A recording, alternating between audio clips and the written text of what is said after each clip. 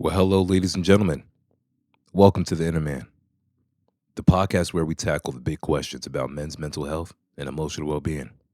I'm your host, Quinn Bain, and today we're diving into a topic that many of us wrestle with: indecision. Now, let's be honest. How many times have you stared at a menu for way too long or debated a career choice for weeks only to end up feeling drained? Indecision is something that can impact us all, sometimes in ways we don't even realize. So today, we're unpacking the positive and negative effects of being indecisive and how it shapes our mental health.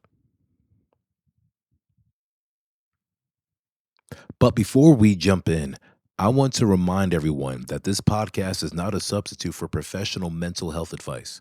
We're here to start conversations, share experiences, and provide support. But if you're struggling, please reach out to a mental health professional. There's no shame in seeking help. In fact, it's one of the strongest moves you can make. Now back to the show.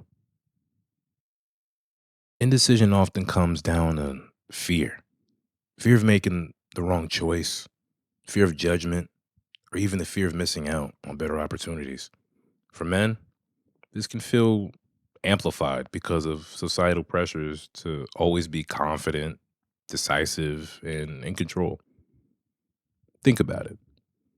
How often do we hear phrases like, be a man, or make the call? These expectations can create an underlying anxiety that paralyzes decision making. Isn't always a bad thing. Maybe a hot take, but maybe not all the time. In fact, being indecisive can mean you're thoughtful, empathetic, and careful. It shows you're someone who values weighing options and considering the potential outcomes.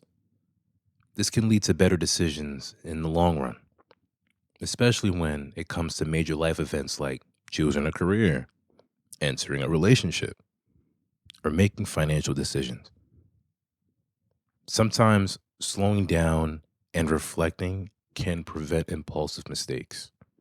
That's a strength, not a weakness.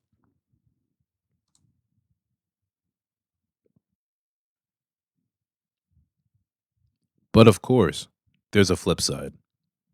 When indecision becomes chronic, it can take a toll on your mental health. Constantly second guessing yourself can lead to increased anxiety, self doubt, feelings of inadequacy, and missed opportunities because you're stuck in limbo.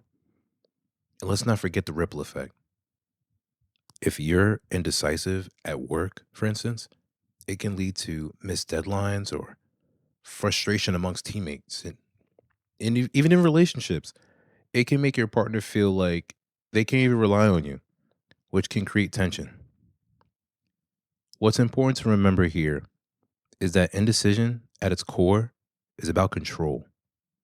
When we feel unsure or overwhelmed, it's often because we don't trust ourselves and we're scared of the unknown.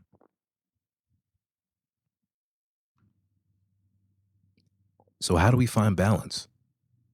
How can we embrace the thoughtful side of indecision without letting it consume us?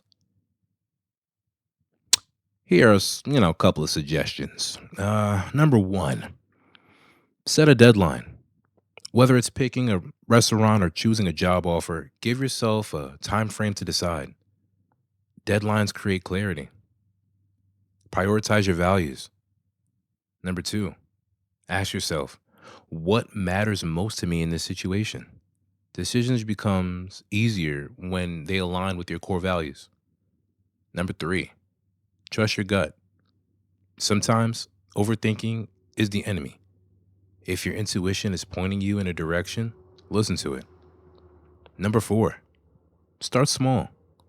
If big decisions feel overwhelming, practice making smaller ones confidently. This builds trust in your decision making abilities over time. Number five, get support. Talk to someone you trust, whether it's a friend, partner, therapist. Sometimes an outside perspective can help you see things more clearly. Now, I myself have been dealing with indecision and being indecisive for a very, very long time. For as long as I could physically remember. Because I would have indecision my regular day to day, from the most littlest things on what I should have for breakfast to what time I should maybe get up for school. I don't know. I feel like indecision,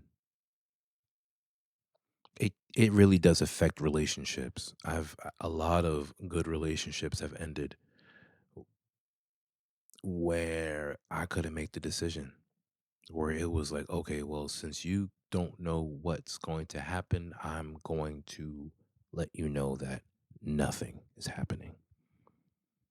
And ultimately, I would, get left with egg in my face because I couldn't make the decision. You do that enough times, you kind of want to, make your own decisions at a certain point, right? Because if you have people make enough decisions for you, you're not going to be in a situation that you're going to like or you feel is most favorable to you and what you have going on. So keep that in mind. Food for thought. Don't be eating off no dirty plates. That's all I'm saying. All I'm saying. And if you're listening and you have your own story about struggling with or overcoming like indecision, I'd love to hear it. Drop me an email, leave a comment, drop your social, whatever. Just reach out. I would love to hear it, honestly. But all in all, closing statement, there you have it. Indecision isn't all that bad. It's like a double-edged sword. The key is to recognize when it's helping you slow down and make better choices versus when it's holding you back. Remember, being thoughtful doesn't make you weak. It makes you human. And you're not alone in this struggle. Thanks for tuning in to the Inner Man. If you found today's episode helpful, share it with a friend. Leave a review or subscribe for more insights into men's mental health. Until next time, take care of yourselves and take one small step toward that decision that matters the most.